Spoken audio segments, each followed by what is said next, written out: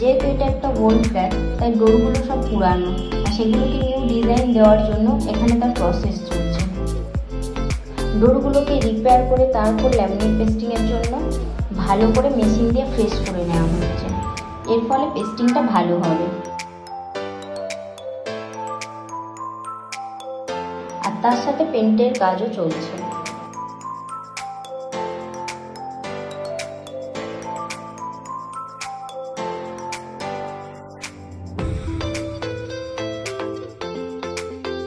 এরপর আমাদের উইন্ডো ইনস্টলেশনের কাজ শুরু হবে।